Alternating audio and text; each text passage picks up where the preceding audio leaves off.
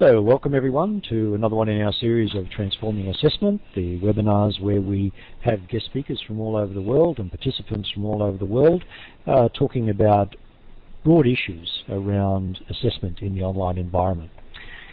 Tonight or today, wherever you are in the world, we're very fortunate to have Sally Jordan from the Open University in the UK. So Sally, thank you very much for participating tonight and agreeing to give a presentation.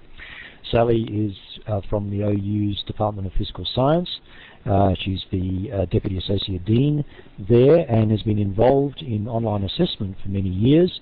And the Open University is actually obviously one of those places that has worked very diligently and very hard on trying to expand the types of assessment that we can do in the online environment. Tonight we're going to hear about short answer e-assessment questions, 6 years on. So Sally, I'll hand over to you now. Thank you very much, Jeff. Can I just ask everybody to just confirm they can hear me by giving a sort of smiley face or something like that? Excellent, that's wonderful. Had some sound problems earlier on. Thanks very much for the welcome and greetings from what's meant to be a sunny morning here in England. I won't be saying very much more about me, other than at this stage that as in the introduction, I work for the UK Open University. There's just one thing I want to say before I move on, and that is that I'm very definitely not a technical expert, which will probably become fairly obvious when I get into a technical mess in a few minutes' time. What I am, though, is essentially a teacher with an absolute passion for doing the best we can for our students, and hopefully you'll see that as we move on. I just want to say a little bit by way of introduction about the Open University. I'm not going to go through all the points on the slide. I'm just going to point out things that are significant for the work that we've done. The first one is that certainly by UK standards, we are a very big university.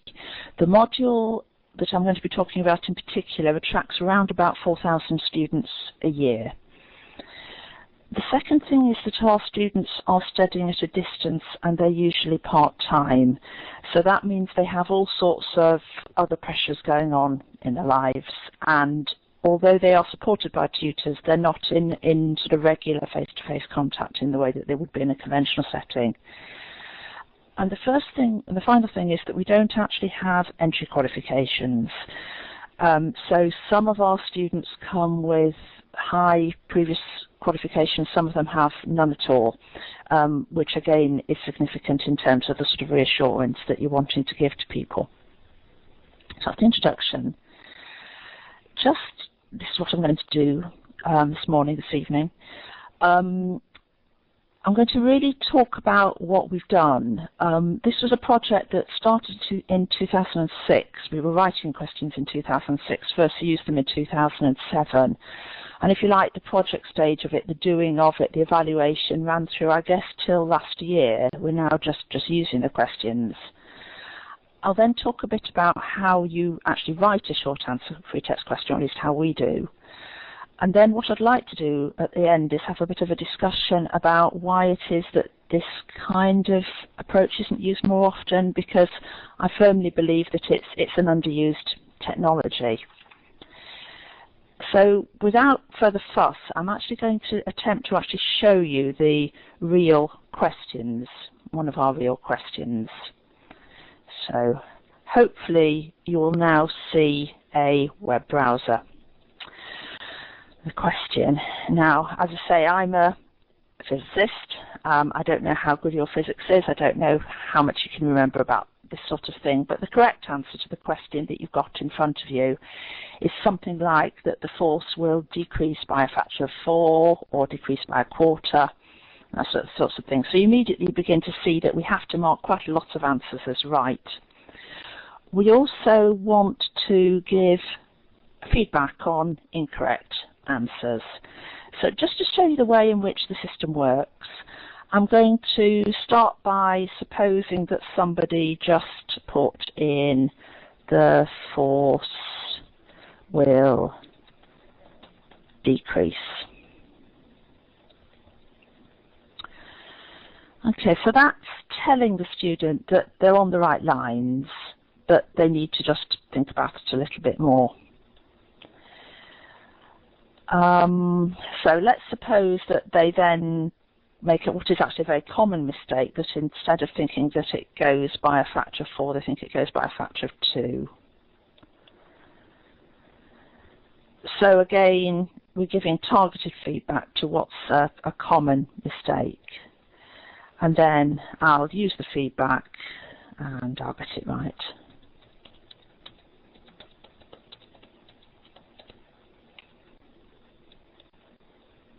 Okay, so that's basically the way in which the questions work.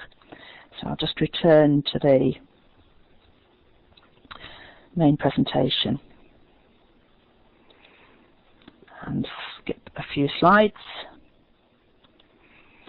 So that's the way the questions work. Just talk a little bit about why we did it.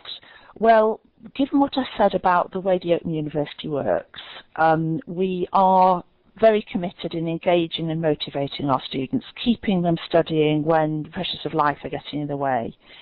And we also wanted to be able to provide instantaneous feedback with an immediate opportunity to act on it. So you've seen features of that in the question that I showed you. I'll explain more about the technology in a few minutes. But we wanted to go beyond just using multiple choice questions. We've done that for a long time. We do it in other ways. We're now using Stack for computer algebra-based system, which I know there's been a webinar about. We're doing all sorts of other things. So this is just one of a number of approaches. But the point is that we're wanting to go beyond the, we're wanting to get the student to construct their response rather than to actually just pick from an option. And yes, the quote at the bottom, thank you very much, Debbie, it's a classic. A lot of the people that are using this sort of work are in medical schools, because the classic is that, of course, in real life, if you're wanting your assessment to be authentic, you know, doctors, I don't walk into the doctor and say, right, which of these 5 things is wrong with me? I want to have a discussion. So that's the driver. That's why we're wanting to do it.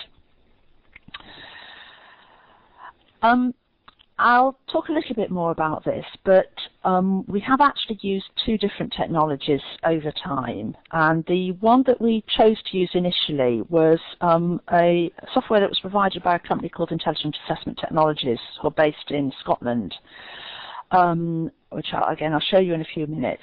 They were providing the answer matching for the short answer free text questions. And we had that sitting within the Open University's own OpenMark system. And all the while, it's OpenMark that's committed to the idea of having the 3 attempts with increasing feedback. The IAT software is, again, I'm not a technical expert, I'm not an NLP expert, but it's based on sort of NLP light, if you like. I'll say a little bit more about that in a minute. But the absolute key point, which I will return to at least 20 times during the session, I exaggerate, but thank you, Lucy. It is a point that we believe in passionately, which is that we do use real student responses. And whenever I've tried to not do that, I've come unstuck. So it's vitally important, I think. Just to say a little bit more about the way the IAT software works, essentially, you set up what they call a mark scheme, which is essentially a template. I'm here waving my arms around, which doesn't help a great deal when we're working electronically.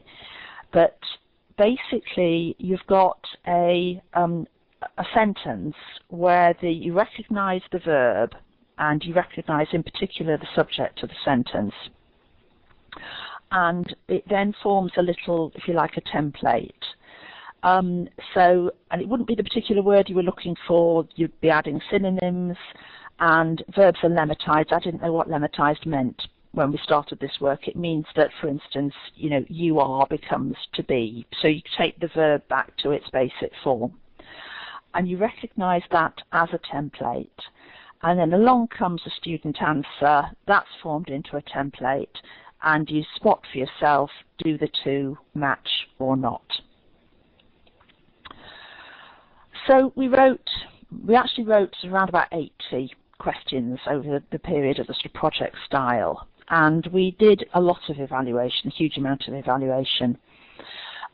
We did ask student opinion, but we wanted very much to more observe what was really going on. We're fortunate enough to have a usability lab where we can watch people doing the questions and then talking us through the experience. And we observed 6 students from the module that we were writing the questions for back in June 2007. It was extremely interesting actually seeing people doing the questions. We had a feeling that people would assume that they were being marked by a computer and therefore give us answers as if for a computer. Some people did. They were sort of, if you like, almost trying to help us.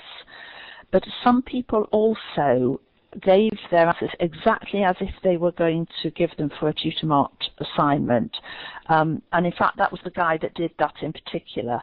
You can see there, that was him typing away into one of the questions, and we were watching him doing that through sort of one-way glass.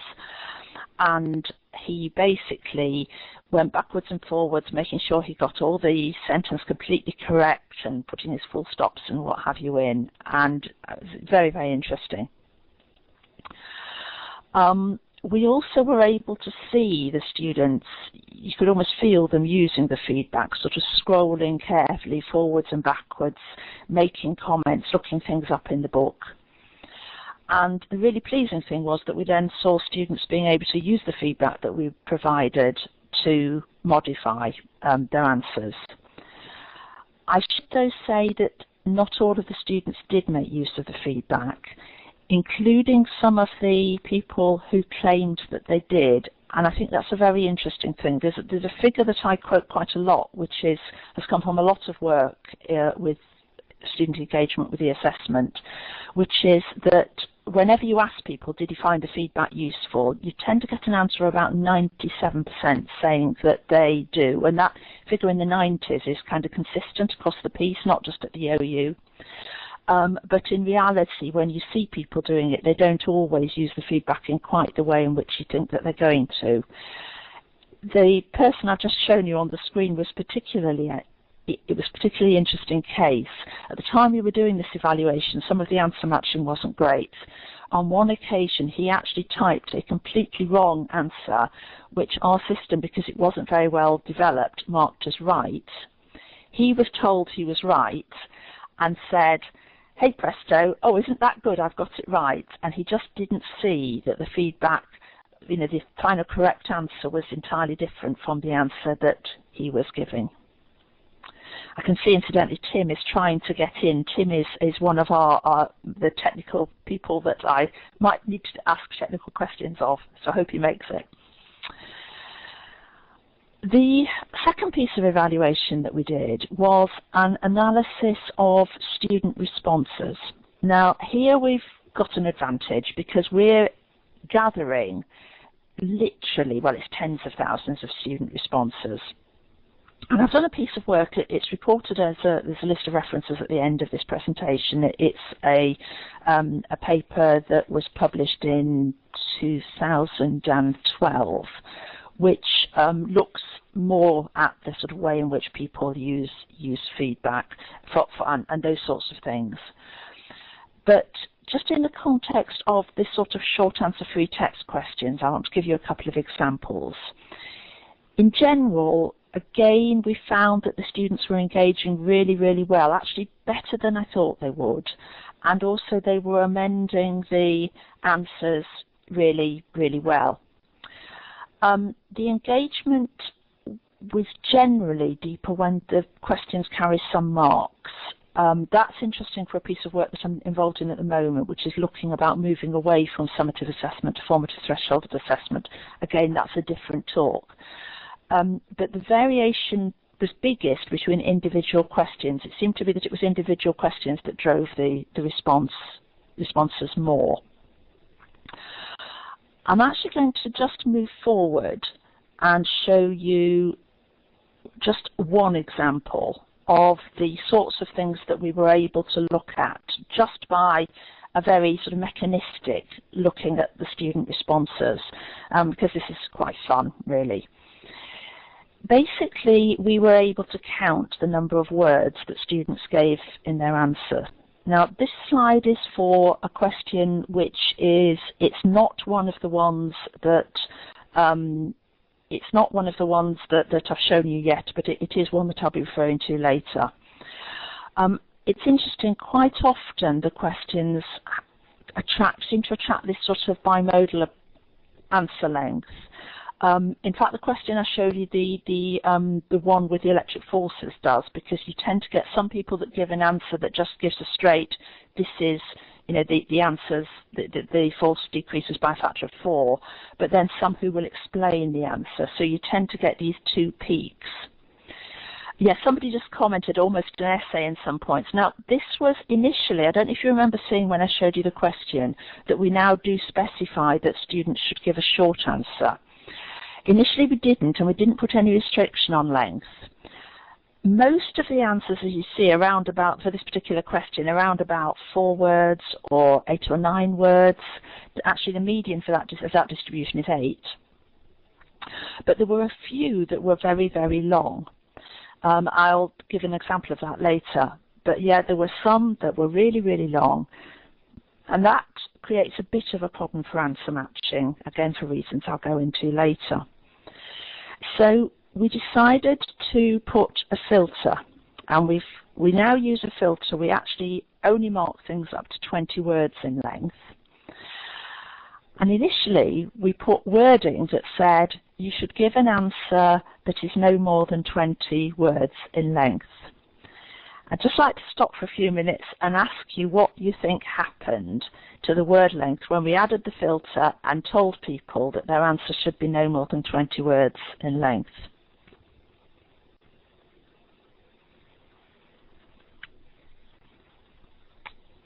Yeah, absolutely. They almost always, you can see the effect there. This is for the same question. The median went up. So it wasn't really having quite the effect that we wanted, because these questions typically can actually be answered in, you know, a handful of words. And obviously, if you give that message, your answer should be no more than 20 words in length, everybody's trying to give exactly 20 words. So that was a lesson. I mean, very much a theme of this is the small things that you can do to make a difference. And what happened was we were getting all these answers that were longer than they needed to be. The answer matching was fine, but it was silly because people weren't giving the sorts of answers that they meant to give.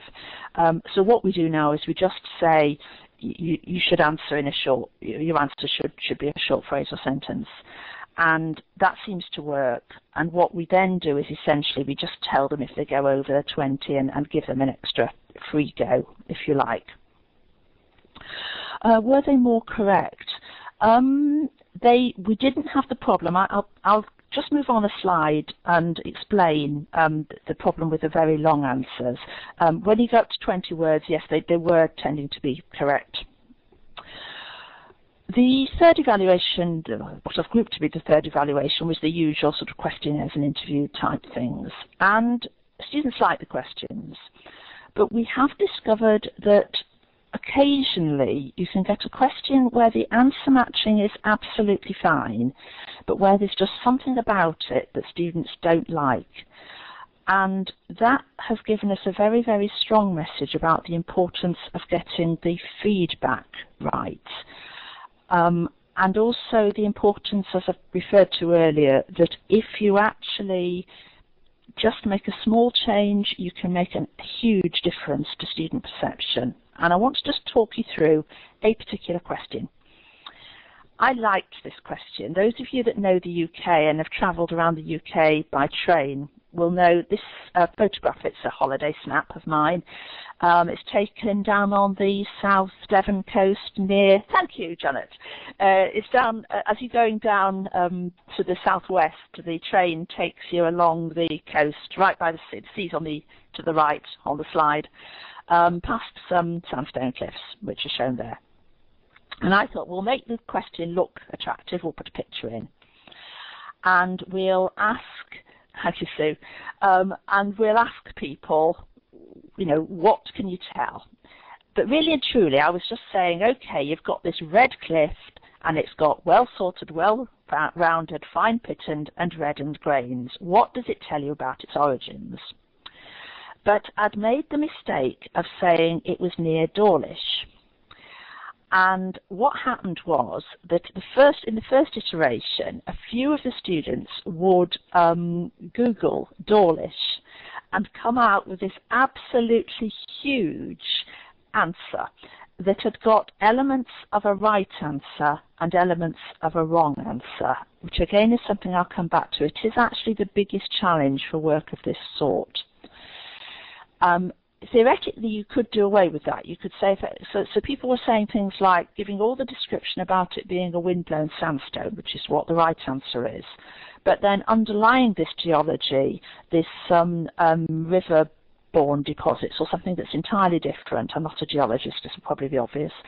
And they were explaining that as well. So we were getting these really, really, really essay-length answers that had got both right and wrong answers in them. So at that point, as discussed, we put in the filter for word length, and we thought we'd got it sorted. But the correct answer to this question is something essentially like it was formed, the environment needs to be dry and windy. And what we found was that we were getting students who were, as in the back image on the screen, they were saying it was formed in a desert. Now, in their mind, they were thinking desert, dry and windy. Yeah, that's right. They were then, as it shows there, they were getting feedback that their answer didn't seem to be right, wasn't correct. And perhaps partly because we were being a bit vague at that point and we were just saying your answer doesn't seem to be right, the immediate student answer was to say, oh, stupid computer, it's marking me wrong. What I meant was dry and windy, and then put in the right answer and get marked right. And so rather than realizing that the answer it was formed in the desert isn't a complete answer, you get flash flooding and things like that in deserts, so it doesn't necessarily give quite the right answer. And that was the academic that was behind the question, didn't want us to mark desert as completely correct. So what we changed was we actually put in targeted feedback that went straight to students. So if you look down to the right-hand side of the screen, you'll see that we now give feedback that says, if somebody says it was formed in the desert, they get told, yes, you're on the right lines, we hear you, but you need to give more answer and more in your answer. And that was just such a powerful lesson about the use of feedback and about making a small change. And we realized from our interviews that that particular question had been causing a lot of student grief. It had been causing students to think that our system was stupid, if you like. Put that right and everybody was happy. It just completely, that very, very small change completely altered the behavior of that question.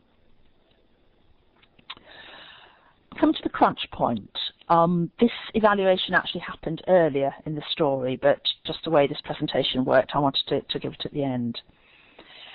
We realized that a lot of people were asking questions about how our marking accuracy compared with that of human markers.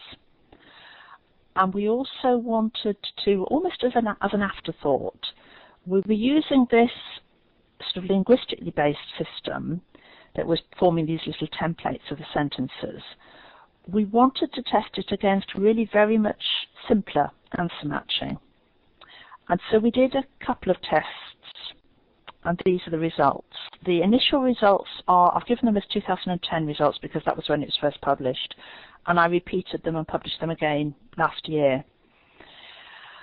And this was the point at which you could have picked me up off the floor, because in my day job, I'm a line manager of the Open University's tutors. And I believe passionately in the use of tutors. Nothing's altered. But they were saying, oh, you can't possibly, a computer can't possibly spot what's going on here. You know, I'm clever, I can. And as you'll see from the data there, I'll just get a pointer. As you'll see, basically, we've got here the number of agreements for each of the markers. Now, you'll see here IAT was the, if you like, the linguistically based system. PMatch was, which I'll talk about in more detail in a minute, was our algorithmically based system, and there are the human markers. So although, for instance, the questions weren't all behaving the same, question 1 was very much easier for everybody, question 3 wasn't particularly great, but where we had an answer that I'm describing as not particularly great, whereas the IAT was giving a 98% match, the human markers were doing less well. It was a range. And in general, this kappa figure that I'm giving, a statistic of greater than 0.8 is usually taken to indicate excellent agreement. So basically, the computer wasn't getting a perfect match. We'd actually got it set up to be more likely to mark incorrect answers as correct than the other way round, but it wasn't giving a perfect match. But neither were the humans. And as I say, I repeated that last year, and again you can see that the agreement with the human marker is again really pretty good.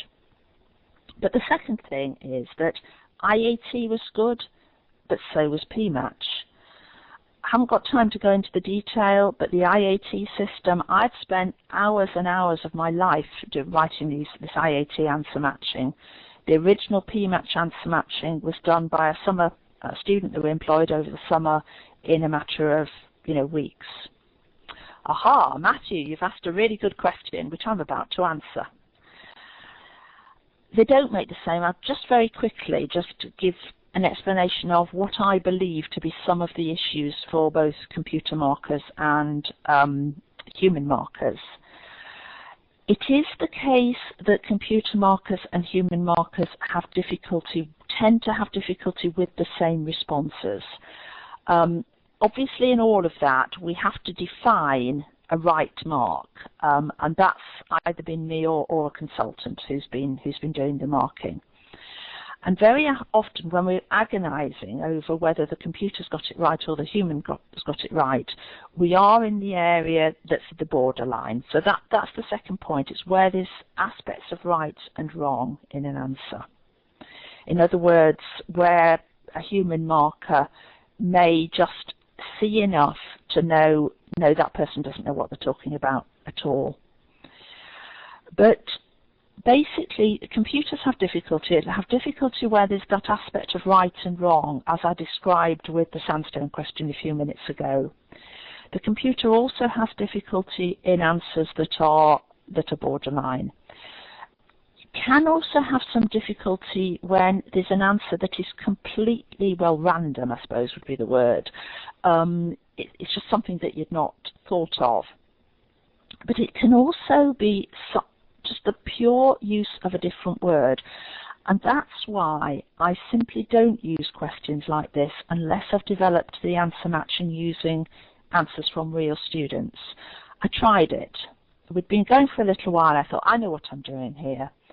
And I wrote some questions, and I'm surprised our curriculum managers didn't kill me, because there was a particular question that I wrote and we only got an answer matching of about 30%, and it was a single synonym that I had simply not thought of, and all the students were using that word, and I hadn't thought of it.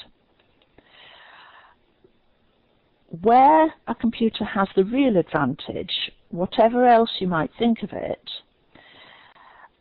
I've just seen Kim's point about the ESL learners. It is an interesting point. I'm not sure I can really answer it.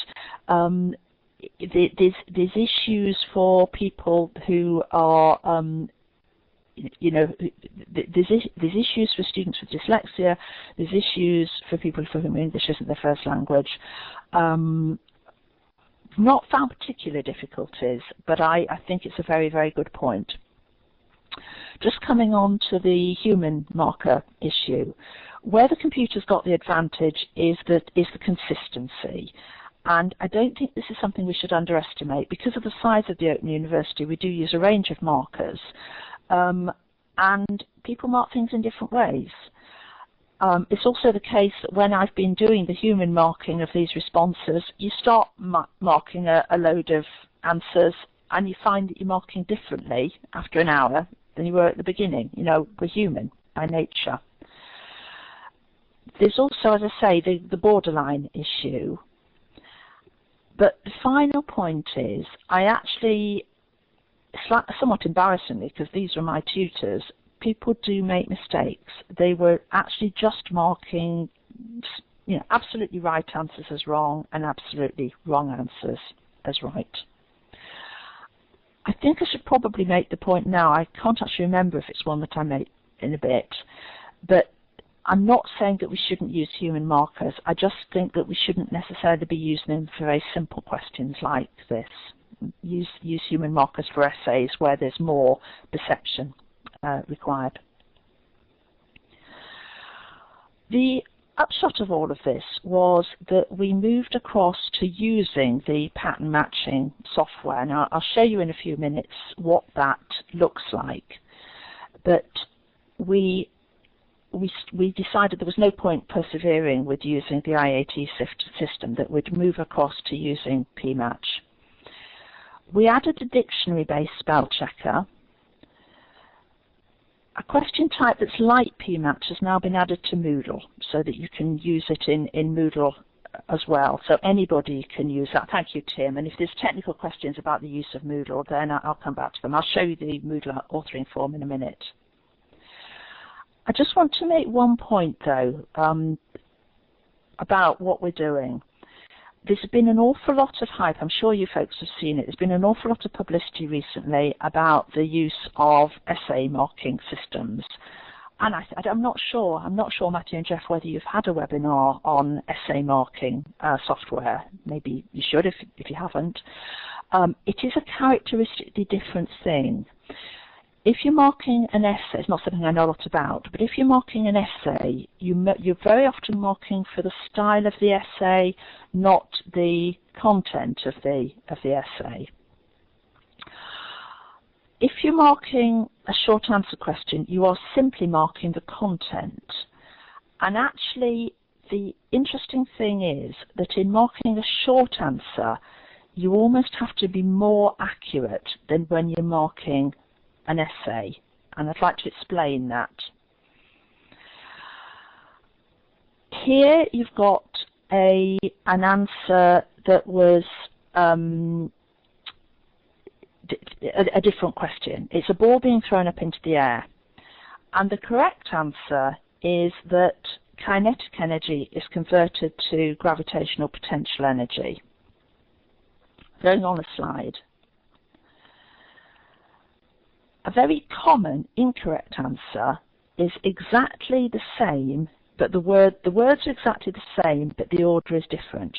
So a correct answer is kinetic energy is converted to gravitational potential energy. An incorrect answer is that gravitational potential energy is converted to kinetic energy. You can see here that our answer matching copes with that. In an essay marking system, it probably wouldn't matter so much because you'd have longer answers, you'd just be looking for keywords.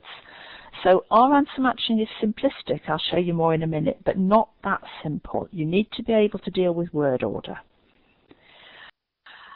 And the other thing you need to be able to deal with is negation. The correct answer to this question is that the forces are balanced, equal and opposite or balanced. But students very often answer in the negative. They often write a double negative. There are no unbalanced forces acting. It's correct. But the forces are unbalanced is incorrect. So you need to be able to deal with word order. You need to be able to deal with the with the negation as well.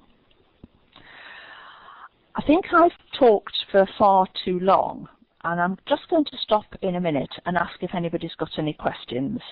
But my final slide before I do that is to say a little bit about the way in which PMatch works, because I've just been sort of saying it's an algorithmically based system. Now, it's using, it's written in the sort of way that's written down at the bottom there.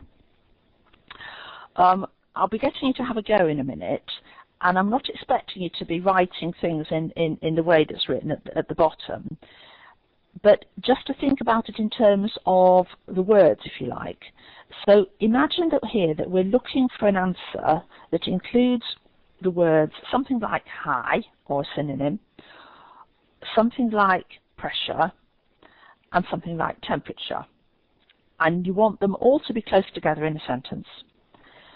So I've written that as match, and then the MOWP3 means that we're allowing a misspelling. Now, I said before that we'd introduced a spell checker, which identifies if there's a word that's not in our dictionary, and we can add words into the dictionary. But we still think it's important to allow for sort of missing characters, that sort of thing. And the example I'd give of that was the question I showed right at the beginning with the forces decreasing. In our usability lab observations, we had this guy that insisted in typing the forces decease, which of course is a word, but it's missing a letter R. And he was really, really upset that we weren't marking that right. So we do encourage people to accept misspellings. It's your choice, obviously. The O means that the words can be in any order. So again, if you won't accept them in any order, you can identify that. And then the P3 at the end means that that there must be less than 3 letters, words between these different words. And with simple rules like that, we are managing to match 99% of student responses. Right, in just a few minutes, I'm going to have a go with you to actually think about the sorts of answer matching that we might, you might use for a particular question. I just wanted to ask, though, if there are any more questions. I see Tim's been dealing with a question about Blackboard, but I wouldn't have been able to do. Is there anything else anybody particularly wants to ask at this stage? Jeffrey, you can either type in your questions in the box down the bottom left-hand corner, or if you wish to speak, just remember you can put your hand up using the hand icon, and we can hand the mic over to you.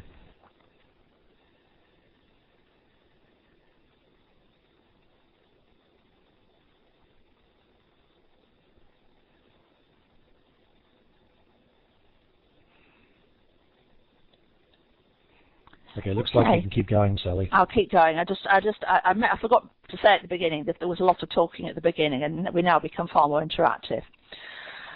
I want to have a go. Here's a question. It's a real one of our questions. So it's about a boy climbing to the top of a slide and sliding down it. Now, my point is, as before, that you might all answer that question in a different way. You might like to just think about how you do it. You would have your own way. What I'm about to do, I'm going to show you, is a set of real student answers. So if you just bear with me while I share that with you. And now hopefully you can now see a PDF of a collection of student answers that we've marked as right or wrong. And what I'd like you to do, I'm going to scroll down these, have a look at the student answers, and think to yourself, in words, what sorts of answers we need to mark as right. So if it's got a 1 by it, we've marked it as right. If it's got a 0, we've marked it as wrong. But we might want to give an answer matching rule that matches that. So let's have a look at those. Have a go. Type away in the answer box, and we'll see what sorts of things have we got to mark right.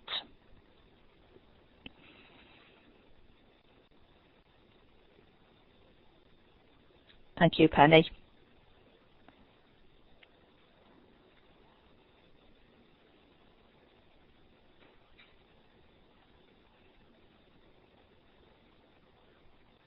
Yeah.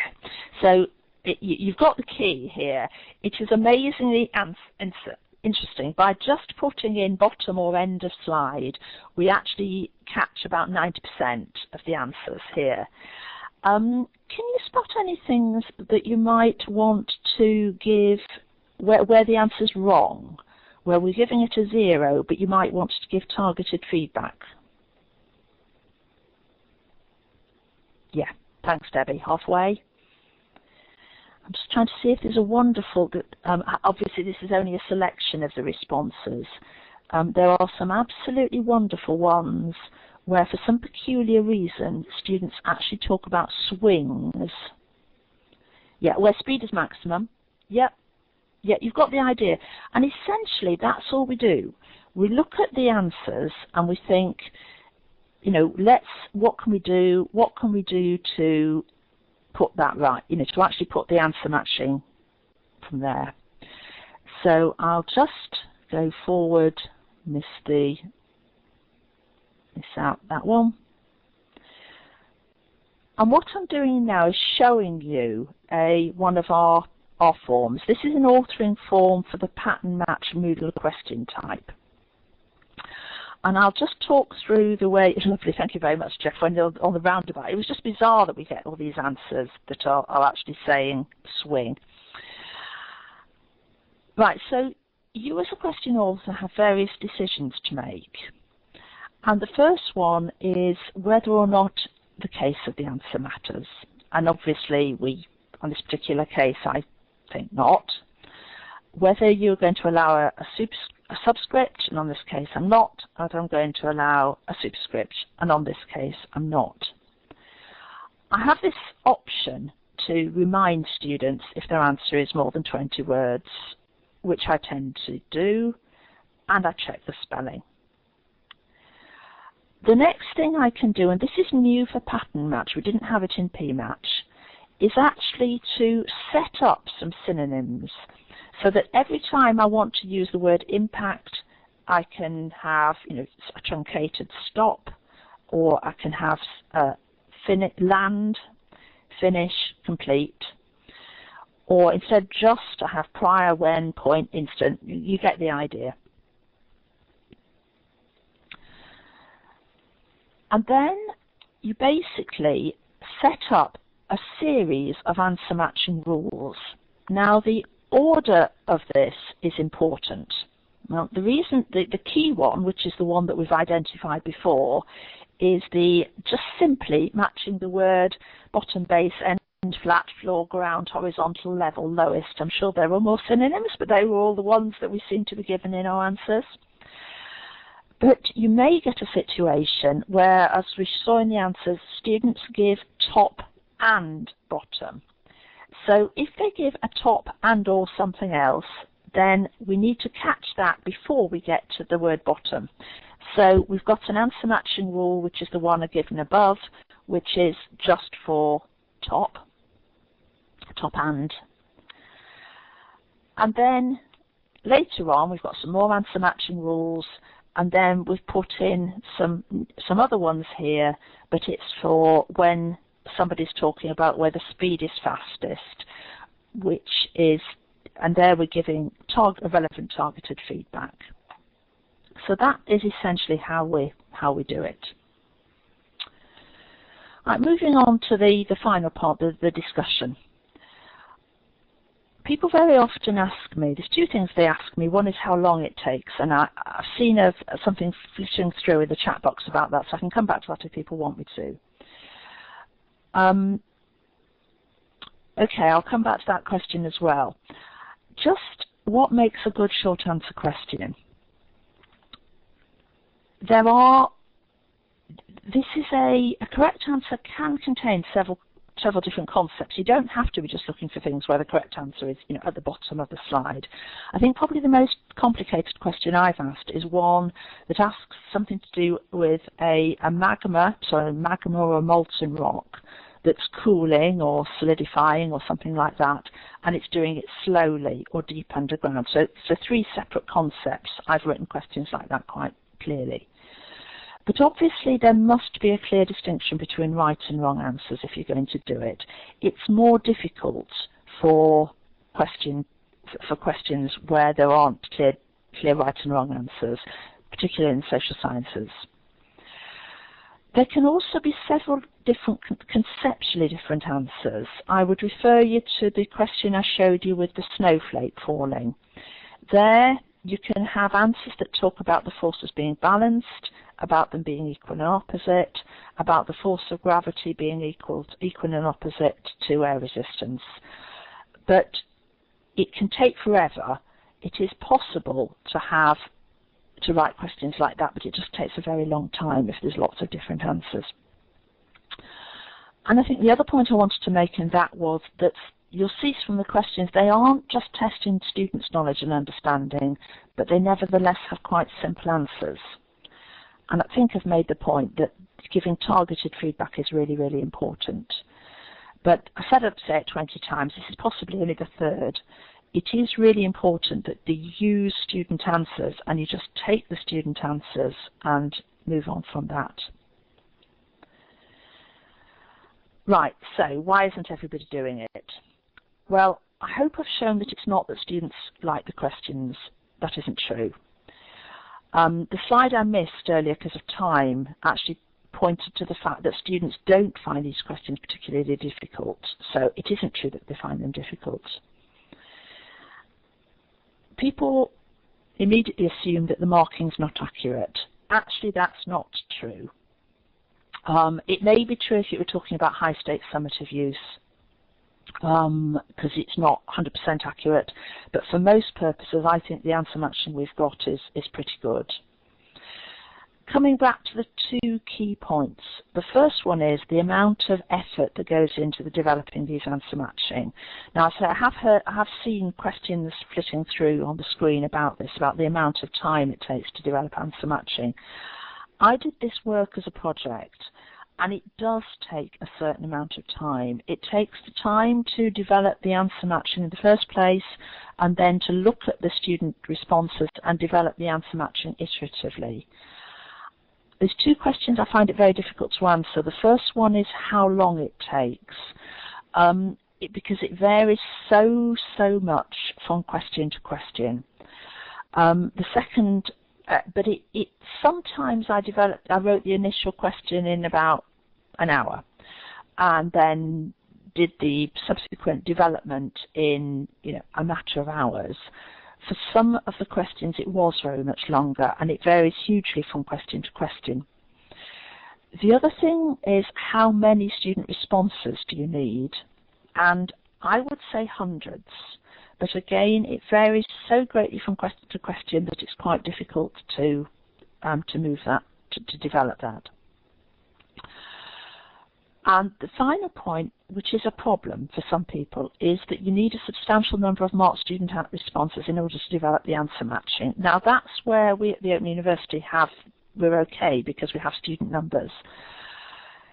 If I was working somewhere where you had a module that you were wanting to write the questions for one use only, and you had 30 students, would I use this sort of answer matching? No.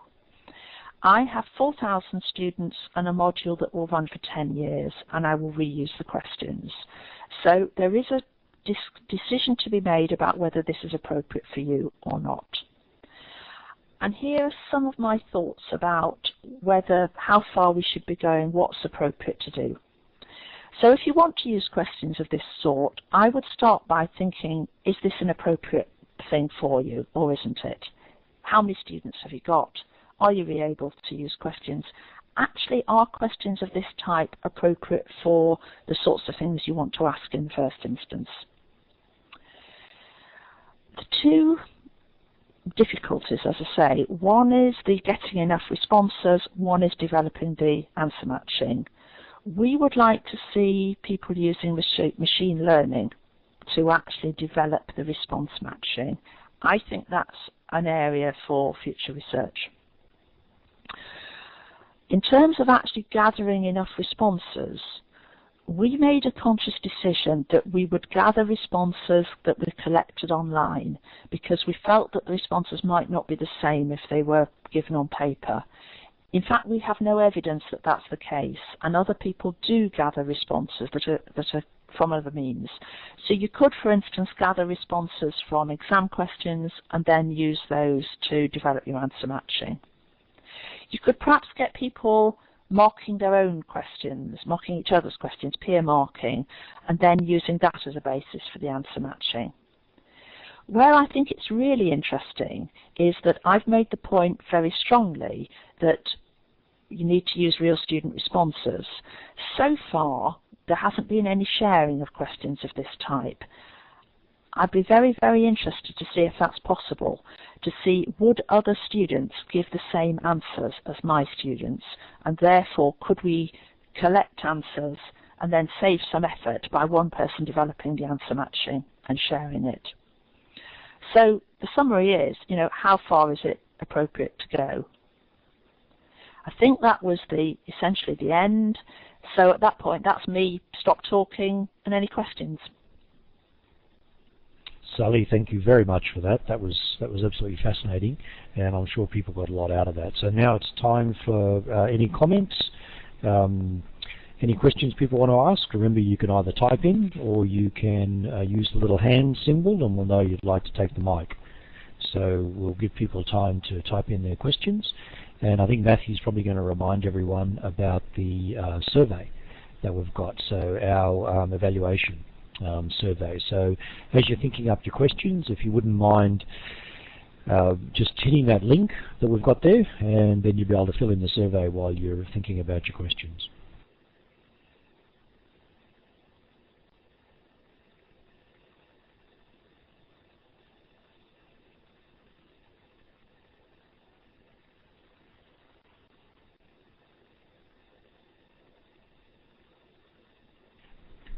Jeffrey or Sally, and I might just ask a question if that's okay. How long can in terms of the responses that you're going to get from students, because when you talked early on about them writing too many words, what do you think would be the sort of maximum type of word count you'd want for the explanations if you wanted to go somewhere between sort of 4 or 5 words and an entire essay?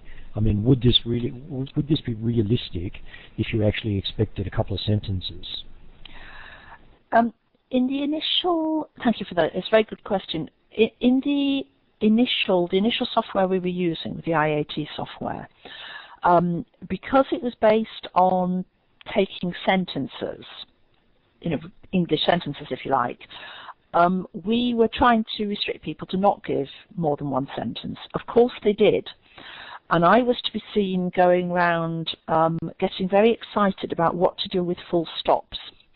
People thought I was deeply sad that I'd developed this great interest in full stops and was wandering around the place talking about it. It was really quite funny. But the answer matching will cope. It actually will cope with a couple of sentences. I'm not sure I know is the answer. I'm flanneling. In general, we were very, very agreeably surprised of the length of answer that you would get. But obviously, if you begin to expect several sentences, then again the answer begins to get more complex.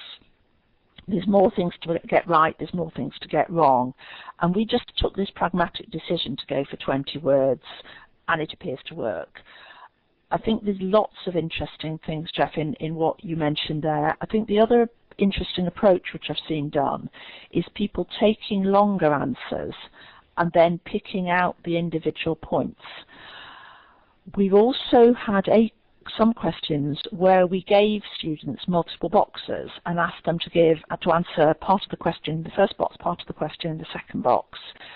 There's a very interesting, sort of almost philosophical issue with that, about whether that is the same as asking for the single longer answer.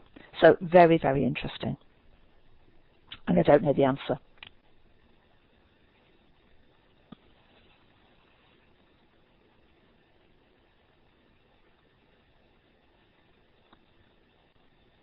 Could I possibly just pop the presentation back to the questions, just in case there is anything else that anybody wants to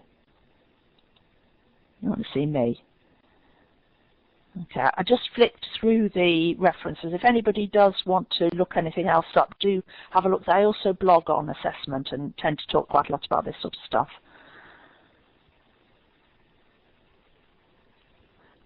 Right, Tim said something.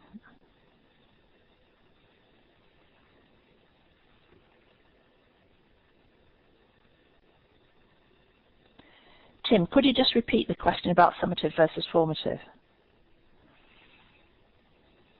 Wow, my microphone works. Someone asked above, Tracy asked above, are all these questions used for summative purposes or some formative? Thank you. Thank you very much, Tim. And thank you, Tracy. Another very good question. Yes, we use them for low-stakes summative. We're using them for formative purposes. We're using them to give feedback. At the moment, we have them in use with a very, very low summative function. For other reasons, we are moving away from that approach, and we'll be using them in the thresholded assessment, but that's nothing to do with this question type. I wouldn't want to see them used for high-stakes summative because you will occasionally not spot an answer. The other possibility, of course, is to give people a button to say, I don't think I was marked right, which is something that we did in the early stages. But I would be uneasy going for high-stakes summative, but just with enough marks to encourage engagement, I think is fine. Yes, I mean, that's not something that we do, Meg. But yes, they certainly could be.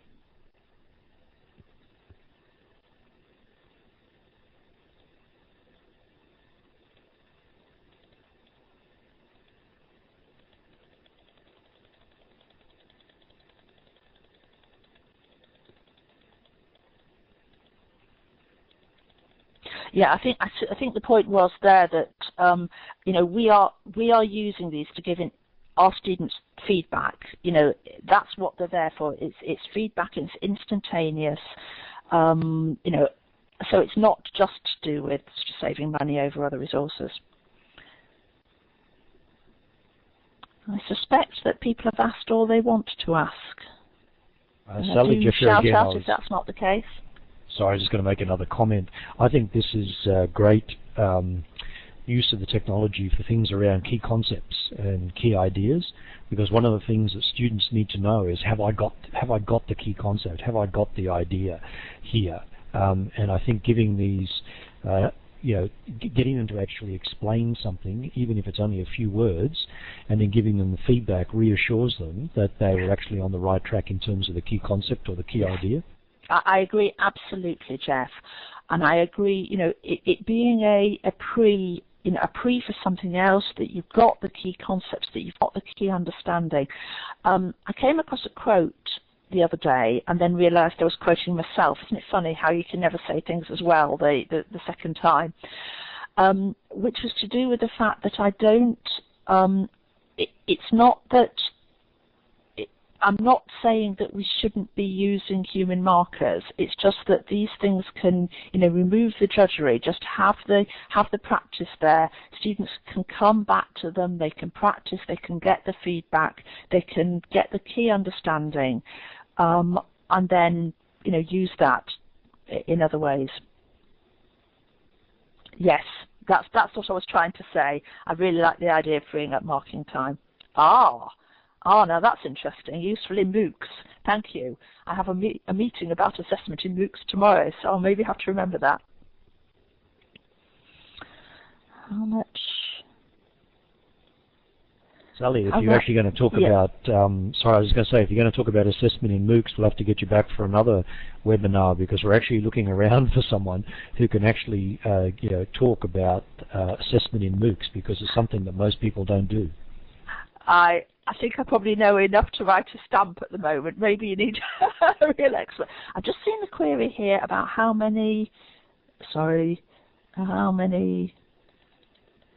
right defined the matching is after questions initial. Again, it varies. Sorry, Kevin. How right defined the matching is after question initially written and how much ongoing work. It does vary hugely from question to question. I wouldn't want to overstate this needing to use responses. You do need to use responses, but I use the same question mark, same question type for very much simpler questions. That question we looked at together with the child on the slide, you were very nearly there. You know, you were at over 90%. And I think there's a related question, which is how long you carry on improving the answer matching. I'm by nature a perfectionist, and sometimes you just have to say to yourself, actually 97% is good enough, because it's better than human markers.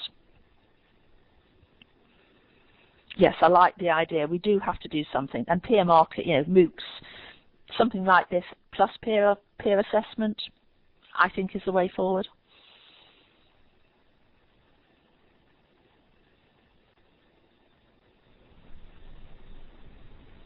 Okay, Sally, I think that's probably all the questions we're going to get, I think. Looks like now.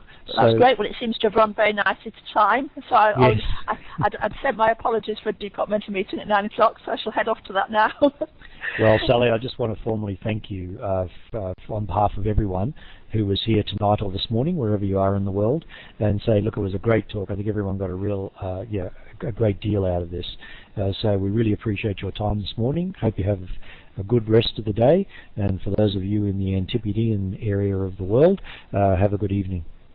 Okay, thank you very much. Thanks everybody for being such a wonderful audience, and good day or good evening. Cheerio.